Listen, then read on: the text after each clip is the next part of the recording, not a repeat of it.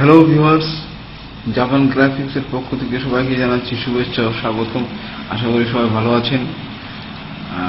যারা যারা আমাদের এই ইউটিউব চ্যানেল সাবস্ক্রাইব করেছেন তাদেরকে অসংখ্য ধন্যবাদ, এবং যারা এখনো চ্যানেলটি সাবস্ক্রাইব করেননি তাদেরকে চ্যানেলটি সাবস্ক্রাইব করার জন্য বিশেষভাবে অনুরোধ করা হলো।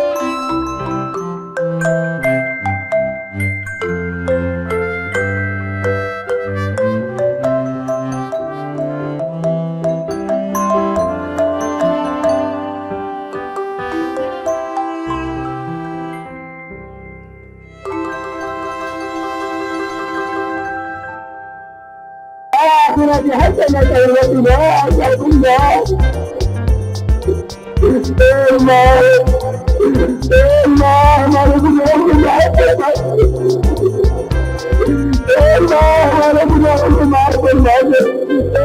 हमारे बताए गए गुनाह माफ दे। गुनाहों की जंगल में डूबे हुए हैं। मासूमियत के जान में डूबे हुए हैं। कौन सी गलती है जो उनके सर पर गुनाह है। कौन सा गुनाह है जो उनके बारे गुनाह हुआ।